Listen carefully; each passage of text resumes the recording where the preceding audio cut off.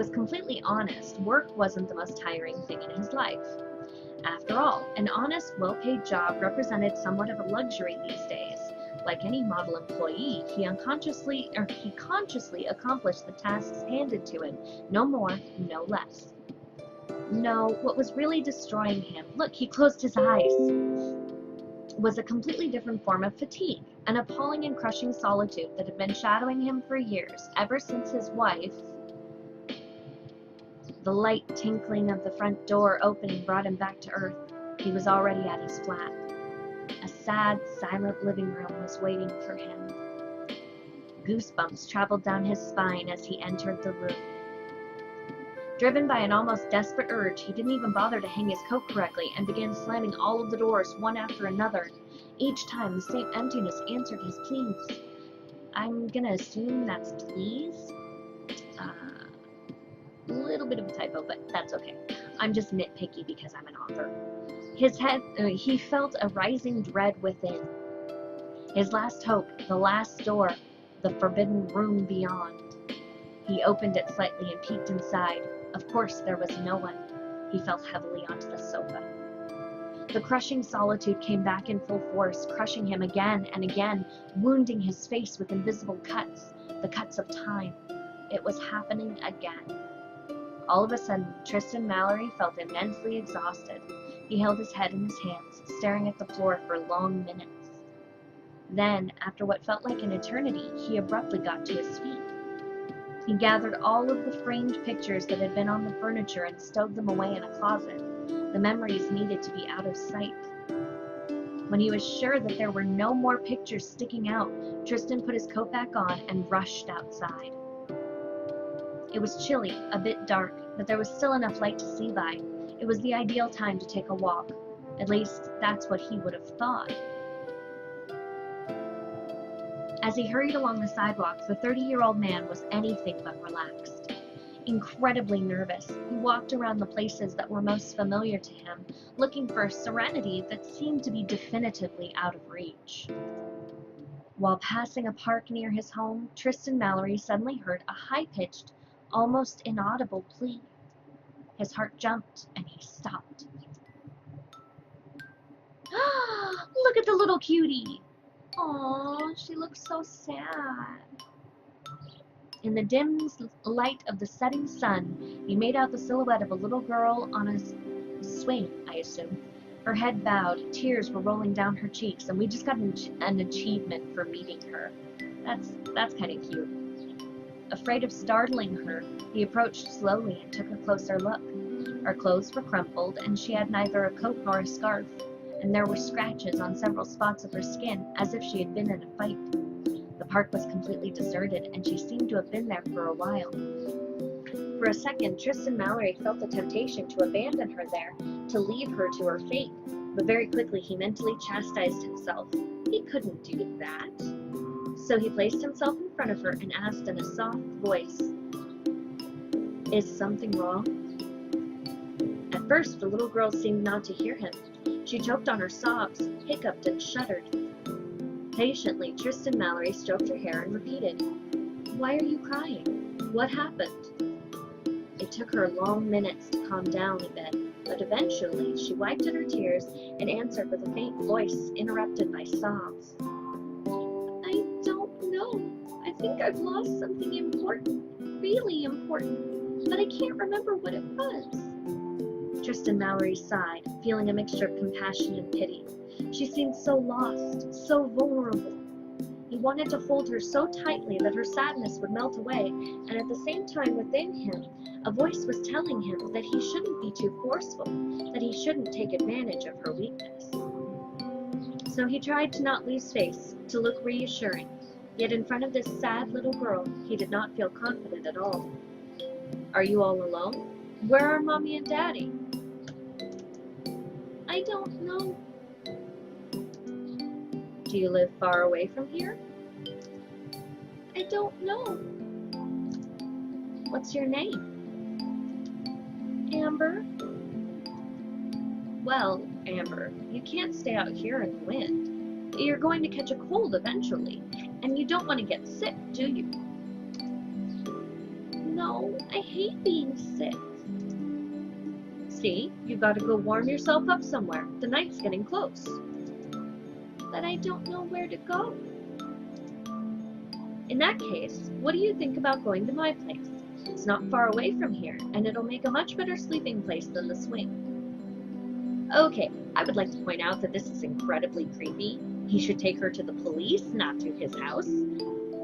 But we're gonna just assume that the novel is not leading us towards pedo land. Amber seemed wary, but she had no other choice but to follow him. He gently reached a hand to her, and for the first time she lifted her eyes. They were washed out, blurry with tears and hesitant. He thought it a good idea to force a smile, to appear to be reassuring. Even with the fatigue, Tristan Mallory showed the most convincing smiling face he could and caught her hand, so fine, so frail, to help her get to her feet. The young girl's steps were wobbly and weak. She had probably not eaten all day long. Carefully, he led her to his place while making sure she wouldn't trip. The 30-year-old man removed his coat and shut the front door behind them. Make yourself at home. I'll cook you something.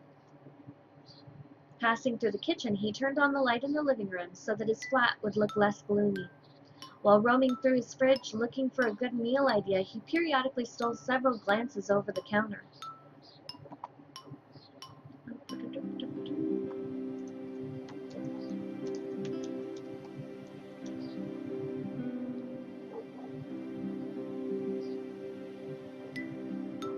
Okay. Sorry, just had to answer the chat there for a second. While roaming through his fridge looking for a good meal idea, he periodically stole several glances over the counter. In the living room, Amber was still walking around a bit wild, still on the defensive. She explored this new environment by looking around, admiring the ornaments. Unfortunately, she didn't find much to pique her interest. It was a bland house, almost too bland. There were no clues about the occupants' lives. Taking advantage of Tristan's being distracted by a packet of noodles, she escaped to the hallway and tried to find the bathroom to relieve an urgent need. She found it quickly enough, and before returning to the hallway, she noticed that all the doors were wide open, except for one. Ooh, we may have a Blackbeard situation here. Strangely, before she even had time to think about it, she was drawn to that doorway. Intrigued, Amber felt magnetically attracted by the slightly opened door. Just one peek was all she wanted, but she struggled to see anything through the crack. Was this Bluebeard's cabinet? Ha! It was a reference! Oh my god! Okay, so for those of you who don't know what Bluebeard's cabinet is, basically Bluebeard would marry a woman, kill her, and shove her in a cabinet, and then marry another woman, and then kill her and shove her in the cabinet, and then basically the trigger for him killing that woman is that she looked in the cabinet. And so yeah, it's one of those things that just it was hilarious to me that they included it as a reference. A frightening tomb where Tristan Mallory stored the corpses of his former wives.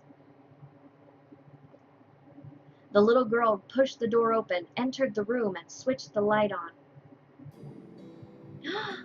Ooh, that's cute. Why are there waffles on the thing? Huh? It was a bedroom filled with plushes and soft cushions. A big bed was proudly displayed in the corner of in the center of the room, accompanied by a pretty dressing table to one side. The walls were painted to look like a bright blue sky. I want to know where he got that mirror because I want one. Look at it, it's so pretty, oh my god. The storage furniture, coordinated with the sweet colors of trinkets, were overflowing with mysteries. Oops. Shh. On the nightstand, she could catch a glimpse of a nightlight shaped like a cute mascot. There was a fairy-like ambiance about this strange room, to the extent that Amber couldn't repress a little exclamation of surprise. Closing the door so that the 30-year-old wouldn't discover her hiding spot, she stretched out on the colorful bed, rolled into a ball, jumped about, and snuck under the bed sheets. Oh my god, she is so adorable. Can you believe how cute she is? Oh my god. Inexplicably, she felt an ease in this room worthy of a princess. It seemed to have been built for her, to correspond to her every fantasy. She then approached a big teddy bear which was tempting her. She grabbed it immediately, hugged it, and covered it with kisses. Aww. Oops, we missed a line. Meanwhile, in the kitchen, Tristan Mallory had finished cooking the noodles and was about to serve the meal when he noted the absence of the little girl. Slightly worried, he called for her. Amber! Amber, where are you? Are you here? Nervous, he looked after her in all the rooms, checking to see if she was in the bathroom. He searched everywhere in the house until there were only... Okay, come on.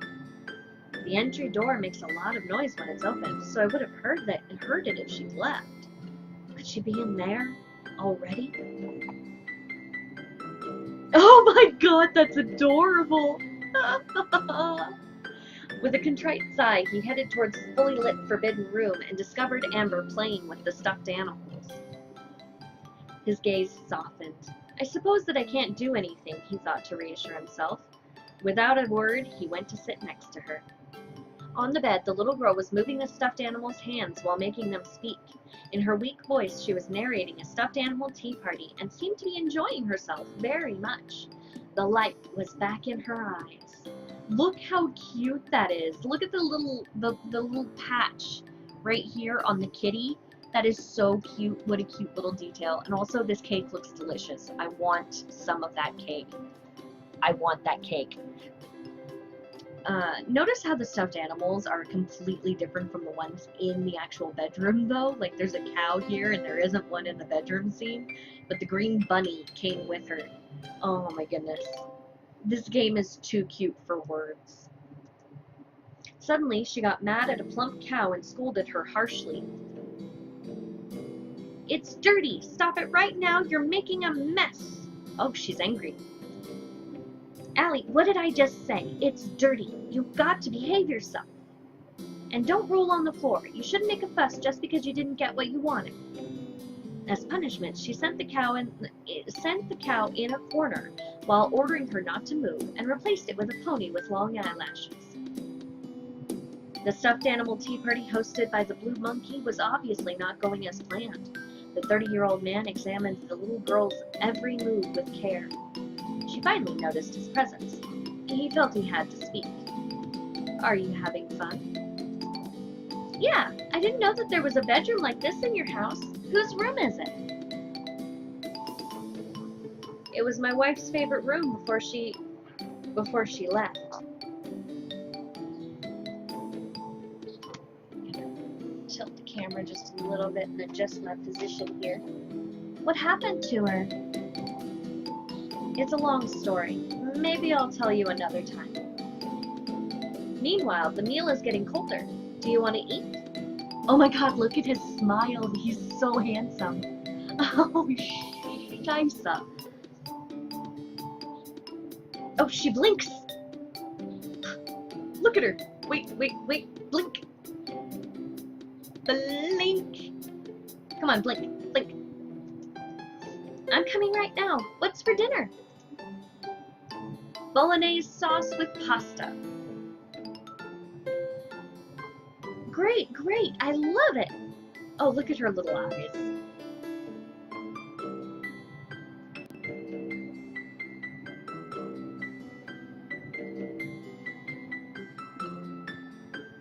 Oh, boo-boo, what's creepy?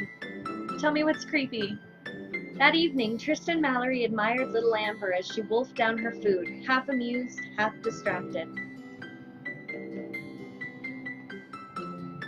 Seeing her so happy soothed his heart a little, but at the same time, Are you tired, Amber? The child suddenly asked with a serious air. A little. I worked hard today. She didn't make any more comment. Still amazed by the princess's bedroom, she revived the topic with starry eyes.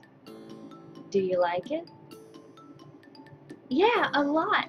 I wish I had a similar room. If you want, I give it to you. What? Oh, look at her little dumbfounded face. How cute is that? My wife left a long time ago. Her stuff is still inside and I don't use it. So if you like, it's yours. If this goes the route I think it's going, I may not be able to show this on stream.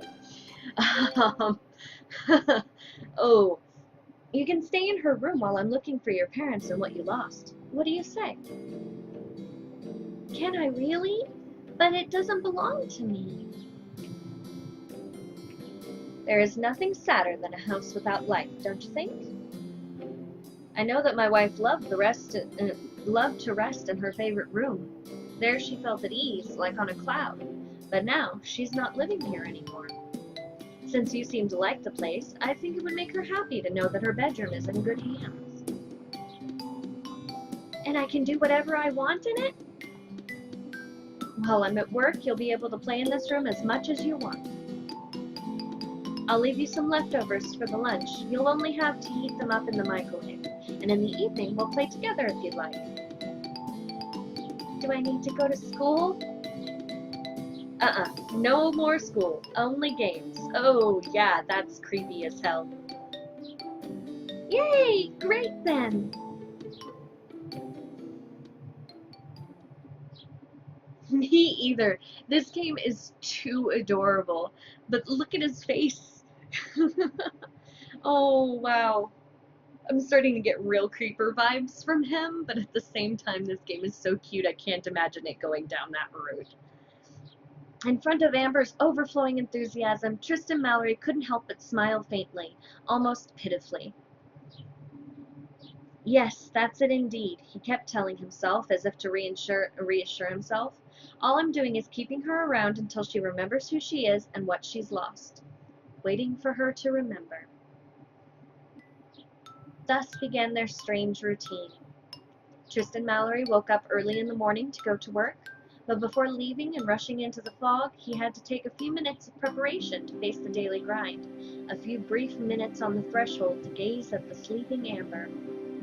Then he ran away through the streets covered by dead leaves, escaping far away towards the mountains of paperwork, toward the baleful tower furnished by vast offices where the slaves chained to their computers toiled away for the lord of that place.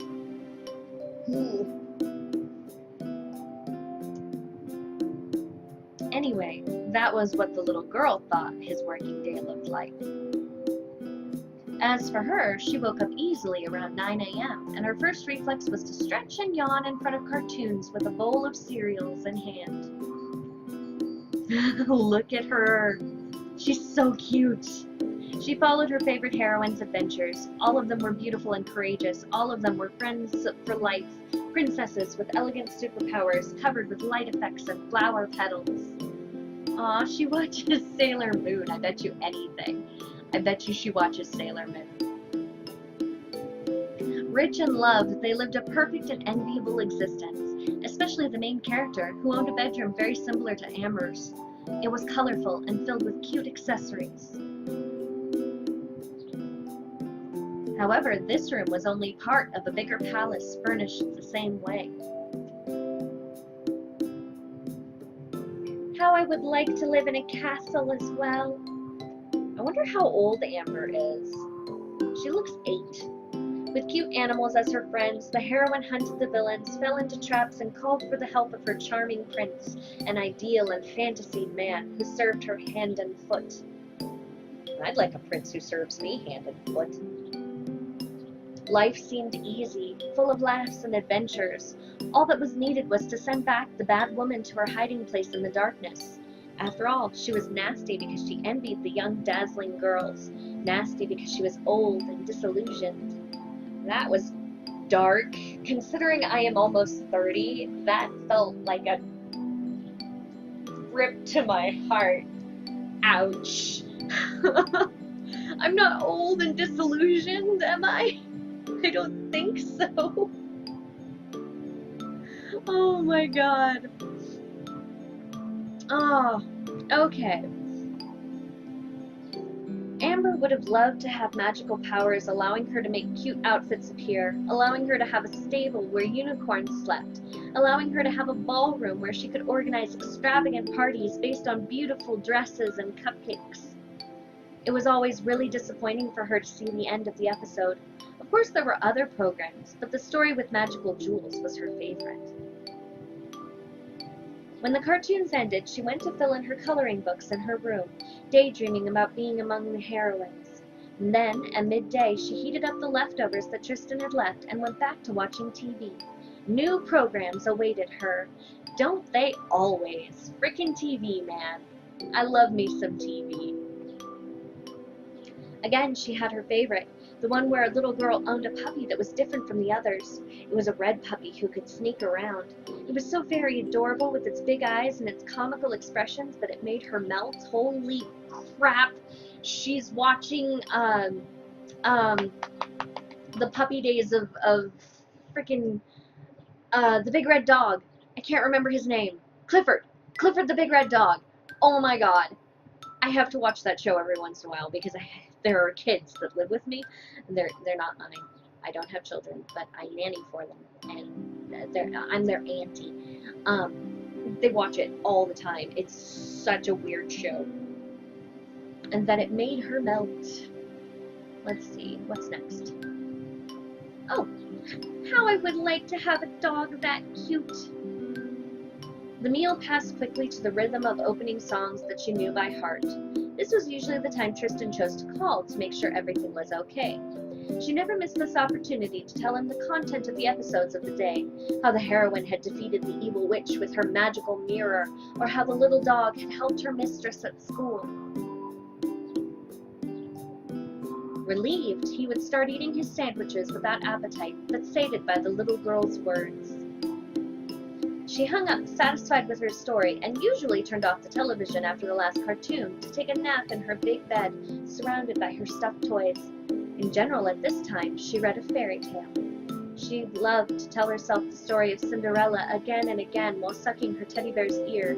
It was her favorite. What the hell? Who sucks on a teddy bear's ear? That's gross. That is gross. I hope she washes that thing. I really hope she washes that teddy bear.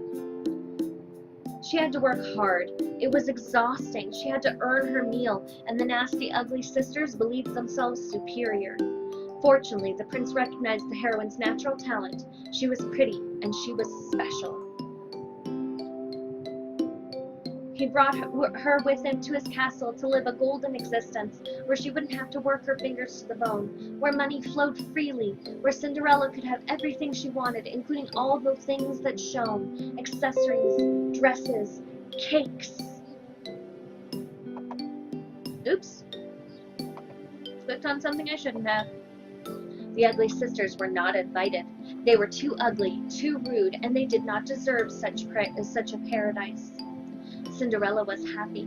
She knew love, true love, the only love, the love with gilding and glitter. What more could she ask for? Okay. This is really dark, actually. Like, the way she describes the shows and the Cinderella tale, it really is a subversion of what it tells you exactly what those stories are telling little girls, and it makes it sound awful. I don't know. I can't help but feeling like something dark is gonna happen.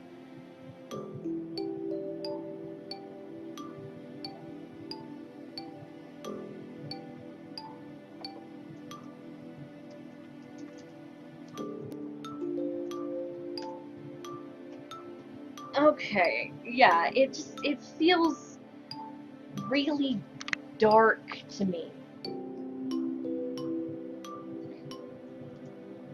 Amber fell asleep happy, hoping to meet her charming prince one day, the one who would only have eyes for her and would give her a room like the one the princesses that she admired so much had. When she opened her eyes, the little girl rushed again into the living room to watch a Disney movie. Depending on her mood, Disney's gonna fucking sue. Pardon the language, but Disney is going to sue somebody. Depending on her mood, she chose one with animals, or one with a couple that lived happily ever after, often Snow White or the Little Mermaid. Amber loved the idea of a glass coffin containing a body which would not grow old despite death, that would remain always young and beautiful, lying in wait to be freed from her prison for the magical kiss that would change the course of her story. The prince spirited her away from the common hut of those proletarian dwarves who were friendly but so uncouth. How the hell does this child know the word proletarian? Even I don't know what proletarian means, and I've been on this earth for 28 years. I don't understand. I do not get it. She also loved the idea of the beautiful and rebellious mermaid swimming through the ocean, looking for treasures but sacrificing her freedom for the man in her life, sacrificing the endless to squeeze in this gilded cage she had fantasized 1,000 times. What? Okay, that sentence made no sense. Yeah. This game needs a little bit of editing, I think. The beautiful and rebellious mermaid never listened to anyone else, which reminded her of her own condition. She, too, was a sweet, capricious girl. How does she know what the word capricious means? She played these tapes in a loop day after day until snack time came. By then, stuffed with idyllic images, she dug into the sweets that Tristan bought for her. Cupcakes, colorful macaroons, pastries, bread, and Nutella. Nutella's gonna sue. Of course, there were cartoons at this time as well. I want to live this kid's life at this point. I would really love to just lay around and watch TV and read books all day and do nothing. Charmed child. As it was getting late, she finally pushed the off button to resume her fantasies elsewhere in her room, wielding her dolls with skill, perfectly tracing the course of her dreams. But the high point of the day was probably when Tristan finally returned from work. She knew he was there from the creaking of the door. She would rush into the living room to greet him, and, all joyous, she would throw herself at him, timidly at first, but then with more enthusiasm over the weeks. Weeks! This guy has not gone to the police in weeks. She loved being carried on his shoulders to mimic the airplane and to fly through the flat until they crashed on the bed laughing. Playing together was so much fun. With her friends, she could give life to her characters more easily. Her favorites? Playing Mummy and Daddy. Amber played the role of the mother, always occupied with the well-being of her child, a PVC doll with dead eyes supposed to embody an adorable little baby. She had to wash him, change him, cuddle him, and give him his bottle. Tristan had the role of the father. He had to read the newspaper in the kitchen while waiting for his wife to cook him a good meal, a role which hardly got him involved, but he was more than satisfied with that. Look at his eyes. He's like, what the hell am I doing? I am playing house with an 8-year-old. How old is this girl? Is she 6? Is she 5? Is she 8? How old is she? I'm going to assume she's 6 because she acts like my 7-year-old that really doesn't...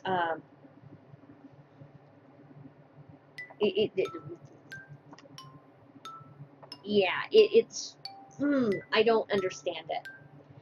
I really, really want the police to get involved at this point. Like, I am not comfortable with what's going on right now. Really? Amber took her task very seriously. She had the lead role, after all. Therefore, she served her imaginary husband plastic fries and fruits with a bossy pout. He appreciated the gesture.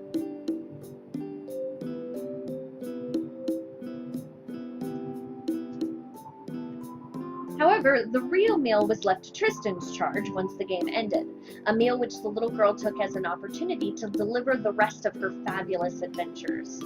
Tristan only had to listen to her with a smile on his face before requiring her to go to the bathroom to wash up and brush her teeth.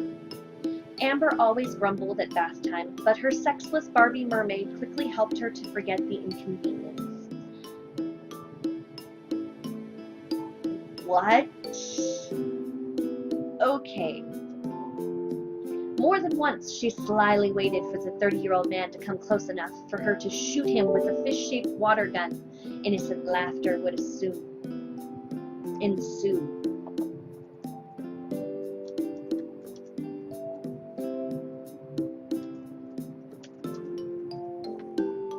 Sorry, friend is telling me she can't come to the stream. Oh, what the shit? I want that bedroom. It glows in the dark. Oh my god. I want that bedroom so bad. Then the little girl had to be tucked into her big princess's bed while he was telling her a story, usually a fairy tale. In those moments, she blinked more and more slowly, looking up at him with a touching expression. Tristan would almost melt from cuteness. He was careful not to close the door all the way. The corridor's light had to hunt the monsters which could disturb Amber's sleep. It was a specific request from her. She was fearful. The 30-year-old man had to protect her from ghosts at the slightest shout. That was his promise to her. Before going to sleep, Tristan Mallory found some comfort in contemplating her asleep. He hoped that her sleep would... That's a lot of sleep. That's a lot of sleep. They need to find better words. Would be inhabited by, with...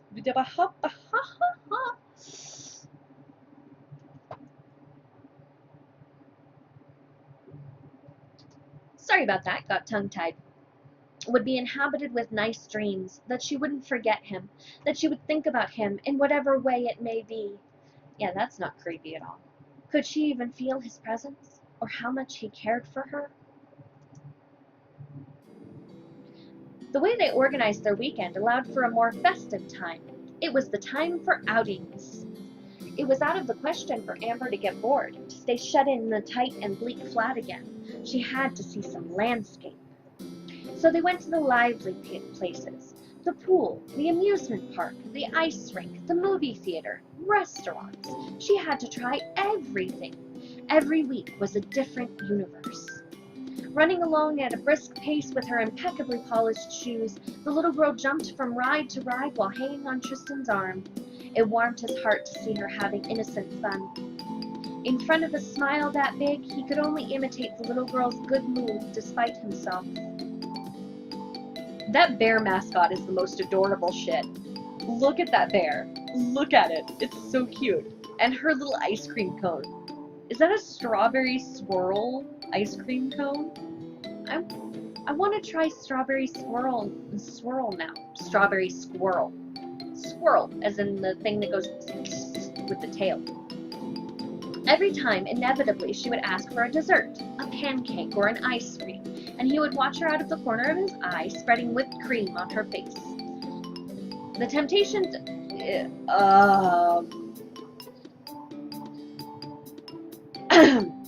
the temptation to lick the dab of ice cream from the tip of her nose or in the corner of her lips was nearly too much. Yeah, I think we're getting into the part where it gets creepy.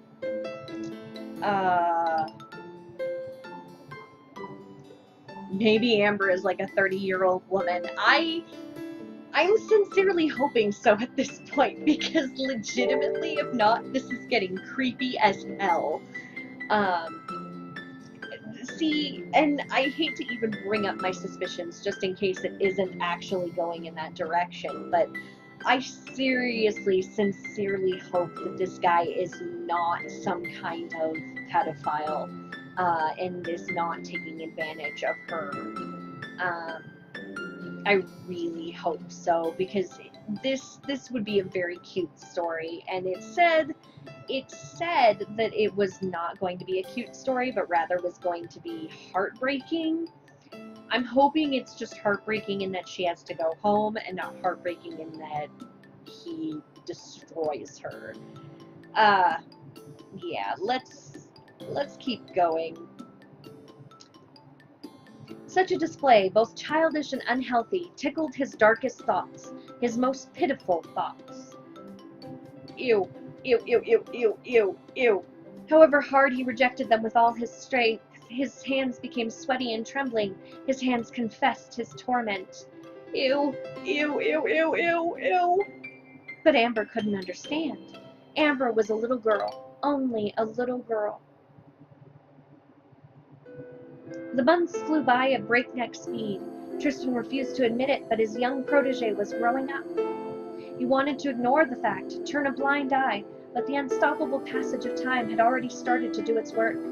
Amber was going through a strange crisis. That evening, she was particularly angry and proclaimed vigorously, "I don't want to be a child anymore."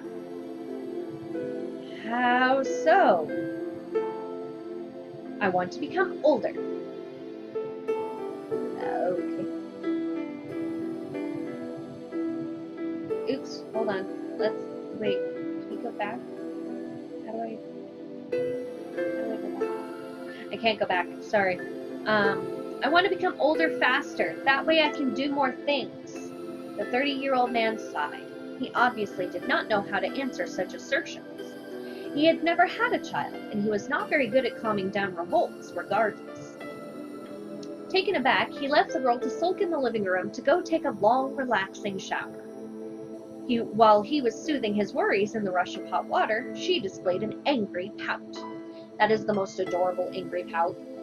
Like, okay, until you actually have kids around you for an extended period of time, you do not realize how cute pouting is and how hard it is to actually discipline them when they're pouting. It's so cute. That's not fair. I wish I could be older right now. If only I had a model. I wonder what Tristan's wife looked like, for example. I'm sure she was a kind person. But he never wants to talk about it. He avoids the subject. It could be that he is hiding something from me. I wish I could do that with my mouth. I don't think I can, though. I don't think it's humanly possible to. I think the closest you can get is...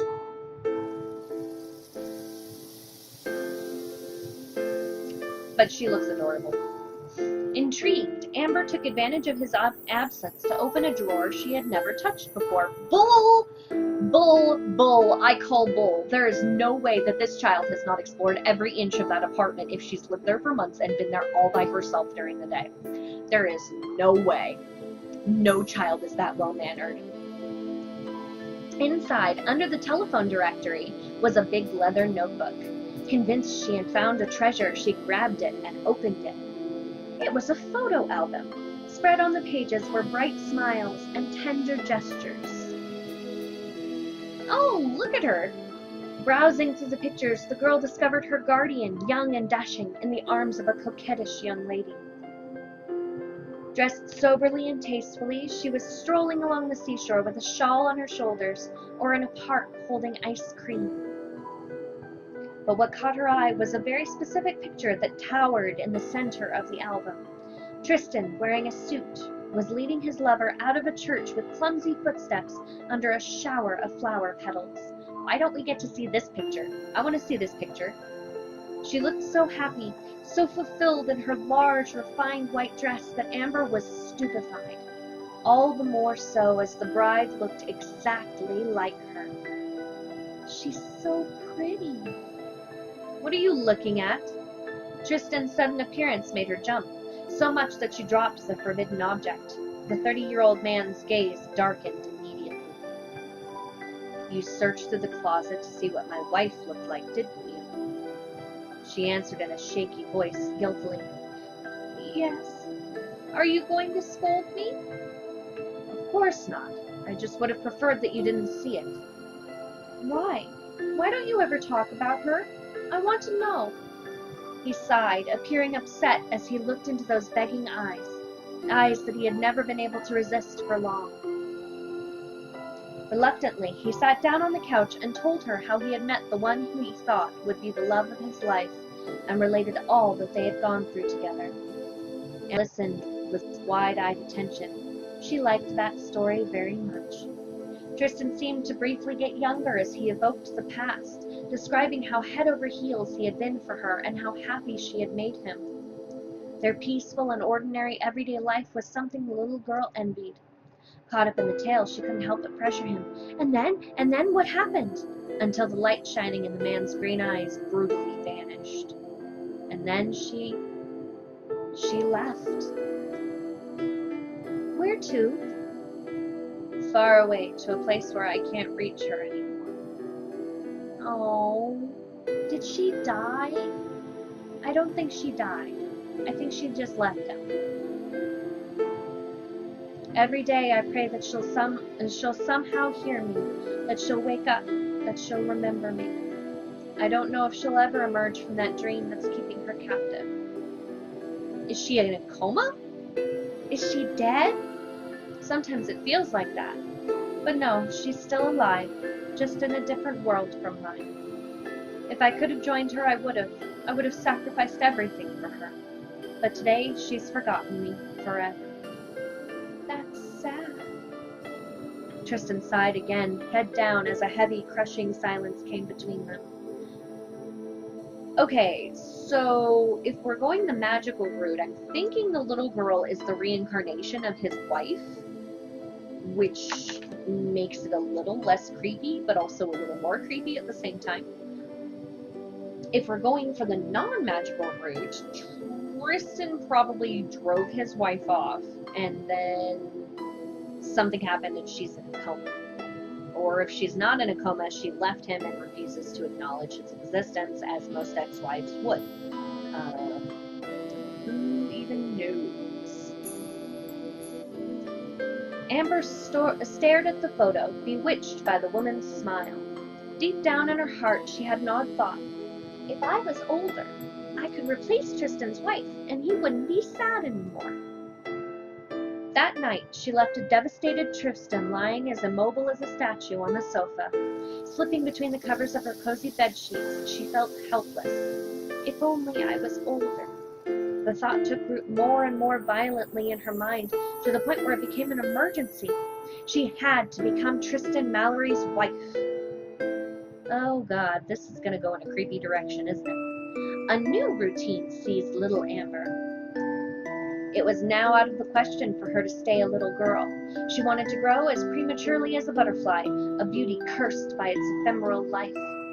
Thus began a kind of adolescence. She no longer woke up in the morning when the 30-year-old went to work. She waited until midday to surface and took her meal at that time. Tristan did not call her at the usual hour anymore either. He knew that she would not be in the mood. After a brief meal, the young girl watched television while leafing through magazines bought with the pocket money her benefactor gave her. Her afternoon fluctuated between American TV shows and beauty tips. Between the pages of the magazines, she learned how to become pretty to seduce men, a leitmotif she liked a lot. She wanted Tristan to look at her, to take an interest in her in a different way. To be seen as a woman, she had to act as a woman, and she absolutely didn't know how to do this. Okay, I'm gonna pause right here and say this is starting to sound a lot like Lolita. And if you've ever read that book is freaking terrifying. It really is just terrifying.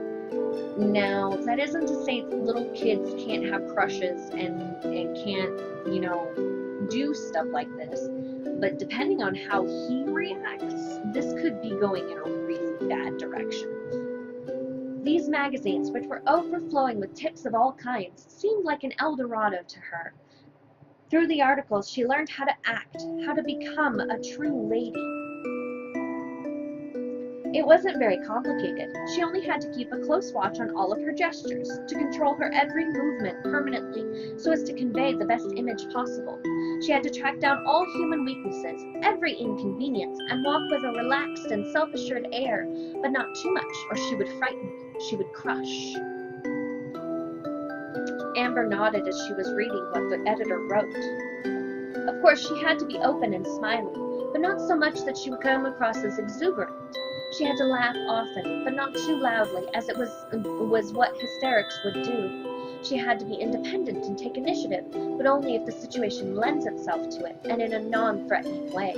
She had to show herself to be as natural as possible, while enhancing all her advantages with a note of makeup. Amber understood the necessity of buying some in order to become a true woman. She had to dress in a feminine way to demonstrate her worth while being sober enough so as not to attract unwanted attention. And then she was advised to learn to listen to men, not to talk too much, which would be selfish. Be discreet but present, available as soon as he would need it without really showing it to him. As she turned page after page, the young girl felt a pressing urge to spend money on all of the products shown in the advertisements and praised by the editors. After all, she would need them in order to seduce the brave Tristan. How could she have the slightest chance without cheating a little? Further down, a revealing psychological test claimed that Amber would gain more affection by acting like a fragile little girl. Men needed to be reassured of their virility and of their protector's role. Plus, she herself was too vulnerable, too frail. She couldn't manage anything worthy without some help. She had to find validation in his eyes, validation of her very existence. Once again, these things are just meh. If he thinks that I'm pretty, I'll be pretty, like on that photograph. Like this, Amber spent her afternoons reading tips from women's magazines, training herself to conceal.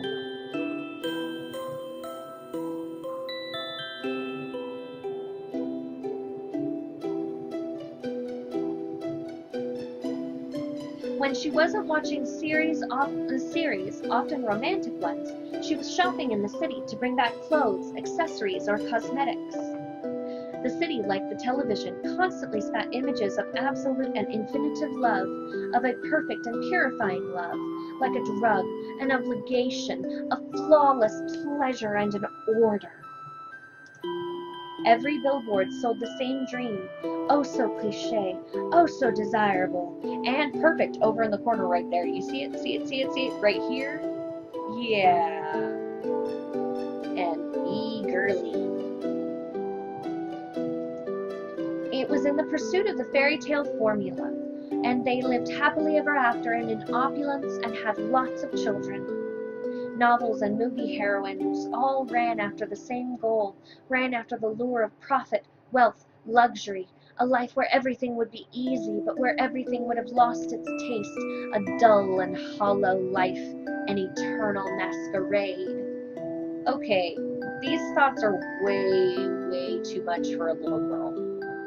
But this existential emptiness was just as easy to fill. You only had to consume and be consumed. You only needed to devote your soul to spend even more, to remove the vestiges of nature, to hide that ridiculous body, too personal, too imperfect, too real, and to replace it with an ethereal sheath, a mirage. You only needed to spend without restraint in order to conquer the piggy bank of your dreams, a mere machine that gave banknotes and weak orgasms, to present yourself like a diamond, a beautiful, shiny trinket that everyone should have in their living room.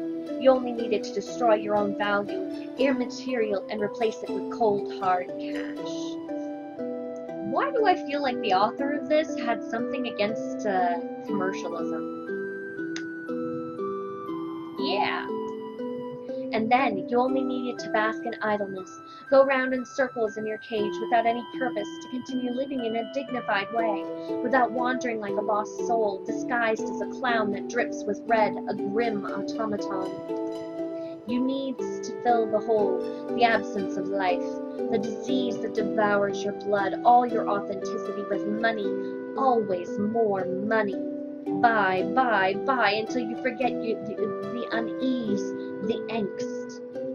Amber admired today's celebrities, those picture-perfect idols on which nothing stuck out, bodies that exuded not even the slightest trace of life, those uninspired songs that only glorified a permanent state of pleasure, pleasure without toil. Like massively produced Barbie dolls, clones by the dozens, all those celebrities merged into a single canon of beauty, deemed as unsurpassable, absolute truth. The stars dived into this endless cycle of vanity with such ease that it was truly fascinating. Every minute that passed after a singer's first success was a minute of intense scrutiny as the whole world glued its eyes on the morbid show that was her slow suffocation, her imminent drowning. Nothing could be more enjoyable, more exquisite than staring at those young women slowly being engulfed by the shadowy tentacles of their dreams. They had sacrificed their bodies to the cuts of plastic surgery scalpels to the point of no longer resembling themselves anymore, to the point of transforming into some kind of wonderful monsters. They had rejected their own personalities and histories to melt into the mold, to conform themselves to the public's every expectation, to become the showcase of modernity, the icons of this single form of happiness that was advertised at every street's corner. A form of happiness that little Amber stared hungrily at. Becoming a star seemed out of her reach, but looking like one was a duty that women's magazines never ceased to remind her of, that frivolous press so uncomplicated, so fraught with consequences. When Tristan Mallory came home at the end of his working day, he would find Amber awaiting hand and foot, trying to cook a delicious meal for him. Amber always elegant, craving to look her best, while like a perfect little housewife with a strong character. He was past the point of missing the innocent days, but in all honesty, he didn't even understand why the young girl was putting so much effort into becoming such a perfect creature. One evening, while she was cooking an unusual dish for which the recipe was recommended on TV, accompanied by a candlelit table in order to celebrate his birthday, he dared to ask, "But Amber, why are you doing all of that for me?" And the honest question hit like a ton of bricks. The complete incomprehension that was his sounded like an insult. She'd probably spent hours gussying up in the bathroom, hours to appear fit to be seen, fresh, and she'd probably spent hours tidying the house, cleaning every nook and cranny until it was spotless. She'd probably spent hours decorating, hours taking care of this godforsaken roast. The night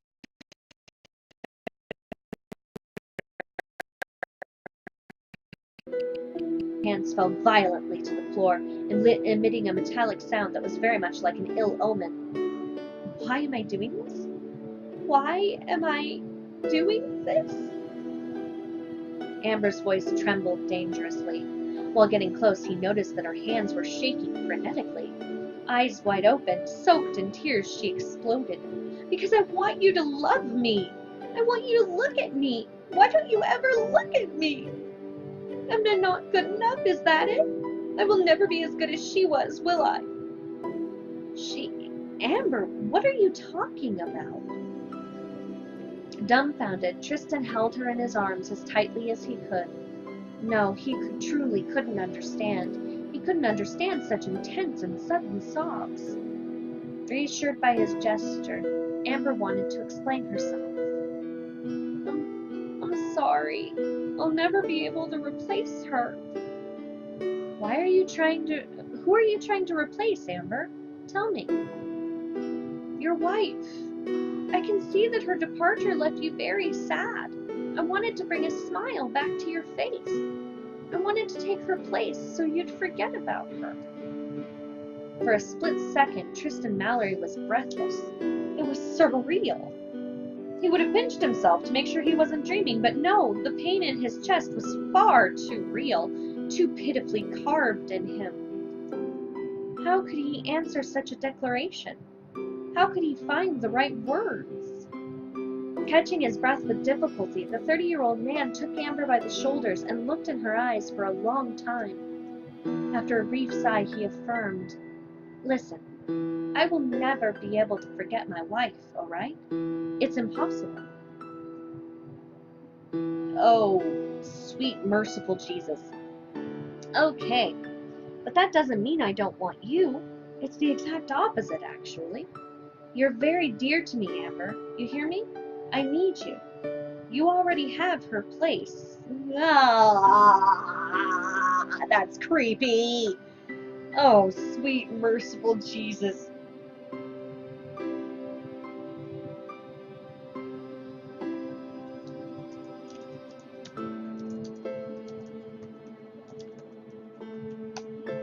I am just so... Oh my God, this is not okay. This is not okay. What the hell? So please, stop crying. Don't make it even harder than it is. The young girl shyly dried her tears, and her features changed to an adorably naive expression. She looked sincerely despaired. "You're okay with me?"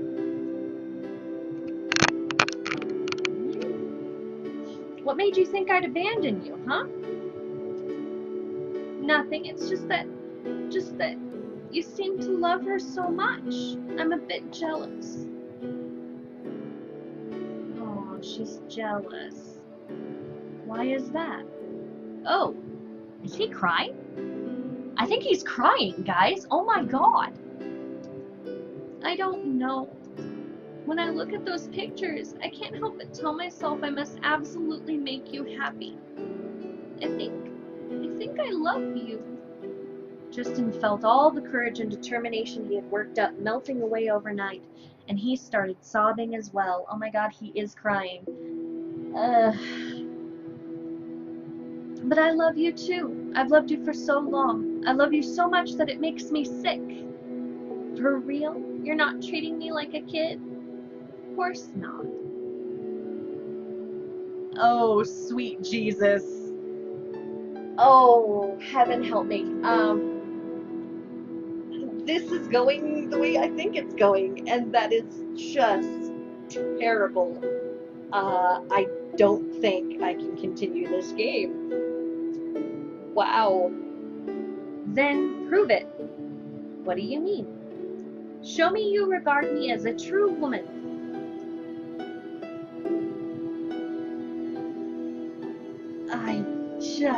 Sweet, merciful, she is a child. This is not right. Oh God. You want me to do that? No. Okay. We are done here. Alright. Yes, I am sure. I am very, very sure. Okay. Okay, so that took a turn I was not prepared for, and honestly, I am terrified that my Twitch account is going to get banned for this. This was just... Oh, sweet merciful Jesus. Okay.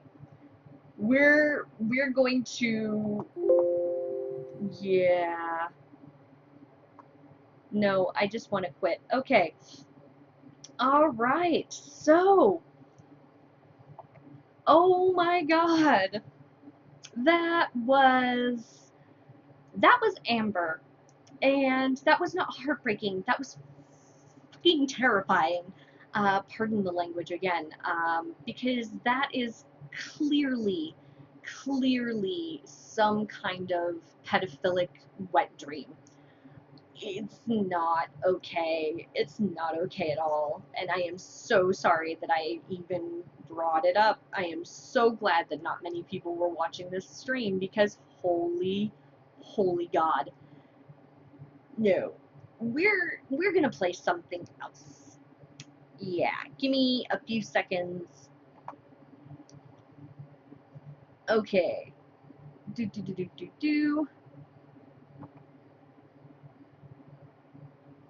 Here we go. Okay. We're gonna try this game. I'm gonna load it up here.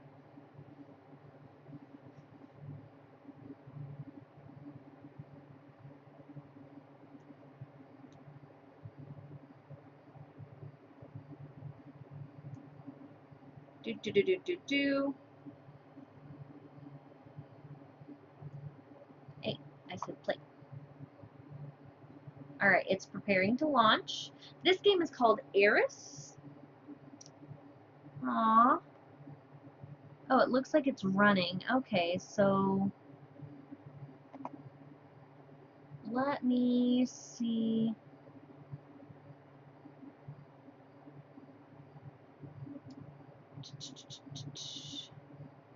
Let me see what's going on in the background here. Here we go.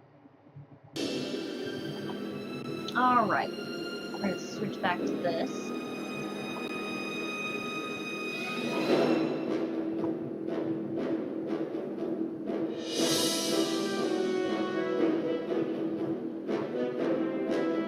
Okay. Oh, look at that.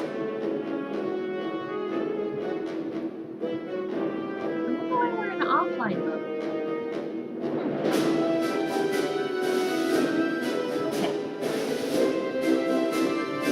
This is Eris, which is a much better game. It is dating sim, and it looks to be pretty interesting. Let's take a look at that. We're gonna start the game. Uh-oh. What seems to be going wrong here? Is it working? Oh, yeah. Properties.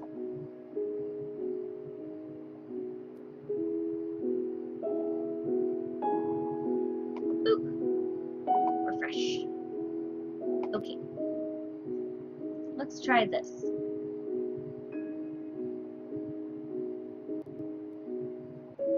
Are you gonna work?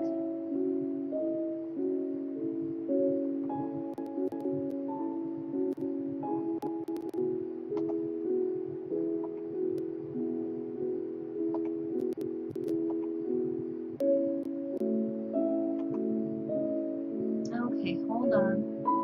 There we go. All right.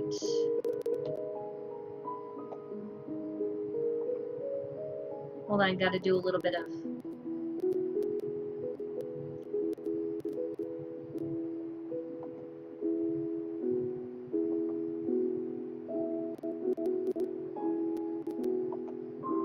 There we go.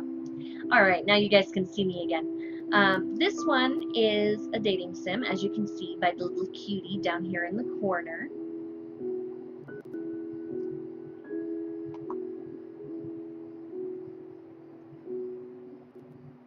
Okay.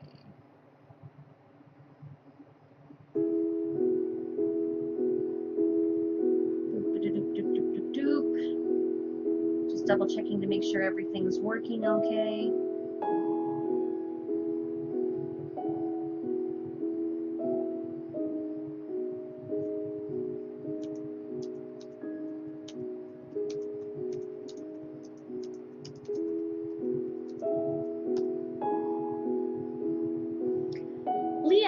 Aaliyah, wake up! I said wake up! The familiar, incessant urging cuts through the darkness, and it takes me a second to push through the murkiness in my mind to recall whose voice it is. Teddy. Aaliyah, this isn't funny anymore. Wake up already! Despite the forced casualness to her voice, there's a tone of concern and fear that I've never heard before, and it's an instinctive reaction to comfort her that pushes me to pry my eyes open. Teddy? What happened? Teddy's worried frown swims into focus, and it immediately melts into a relieved expression when I manage to push myself up to a sitting position. Finally! Honestly, if you wanted to sleep, you could have chosen a better location than the middle of nowhere. Teddy's mouth turned downward as usual, but the way she keeps shooting me glances out of the corner of her eyes belies her inner concern. I can't help but smile at the bear in front of me, and I reach out and pull her into a hug, ignoring her yelp of protest. Thank you for coming to find me, Teddy. She lets out a small growl, still squirming in my arms for a moment longer before giving up and going still. Let me go, you idiot human. I hide a chuckle, knowing she would probably swipe me with her paw if I point out how she's leaning her head into my touch as I stroke her fur gently. Who would have thought the little bear cub I saved years ago would grow up to be such an adorable companion? What happened? Where are we? Don't ask me. I woke up to find no sign of you anywhere, without even leaving behind a note, so I tracked you down with my nose. Found you here, lying on the ground, completely out cold. What in the world were you doing, Aaliyah? You wouldn't even wake up when I called you. Nothing. I just went out for some early training and fell asleep when I sat down to rest. That's all. Feeling Teddy's probing gaze search my face, I lowered my eyes, hoping Teddy can't smell my dishonesty. Another blackout. Another few hours of my memory gone. I'm still no closer to figuring out the reason for it, or what happens during the hours that I have no recollection of. So far, I've been able to keep this secret from others, but with the increasing frequency of these incidents, I won't be able to hide it much longer. I haven't been able to focus on my training lately, always fearful of when I'll be unconscious next. Lyle thinks they are being subtle with their questions, but I can tell their suspicion is growing every time they catch me staring blankly at thin air, my mind a million miles away while going through the motions of sword training. Are you certain about that? Of course. Why would I ever lie to you? Even I wince at the overly bright tone of my voice, and I hold my breath, waiting for Teddy's response. A beat of silence, then she gives a loud sniff and twists out of my grasp, taking a few steps backwards. If you insist. I don't particularly care to know anyway. Since I've confirmed that you haven't managed to get yourself into some sort of trouble, yet at least, I'll be leaving now. Undeterred by Teddy's hostility, I reach out and give her head a gentle pat, smiling. I'll be fine on my own. Thanks, Teddy. Then I'll see you back at home tonight. Try not to do anything stupid. Teddy shoots me one last glance before dropping to all fours and scampering off, her small figure soon disappearing among the trees.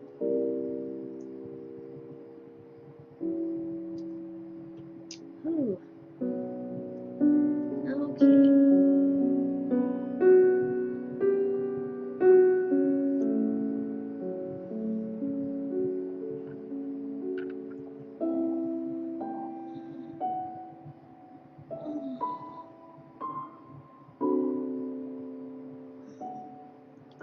Okay.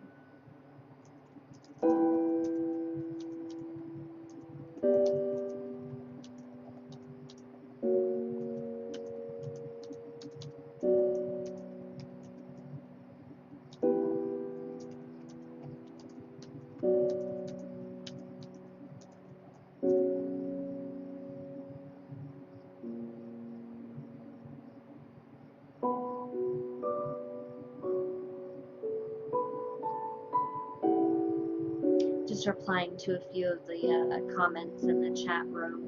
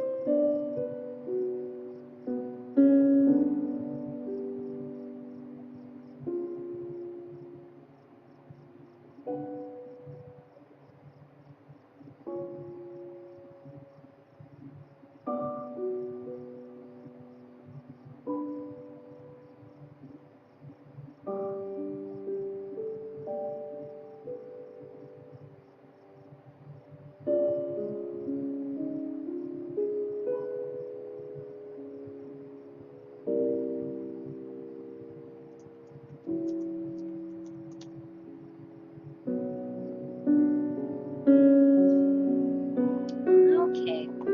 I'm going to go ahead and end the stream here, and that way you guys can enjoy me freaking the hell out. And I'm gonna go ahead and record this as a regular Let's Play and put it up on YouTube. I think it's deserving of a good YouTube Let's Play. So thank you very much for joining me tonight. I really do appreciate it. And see you later.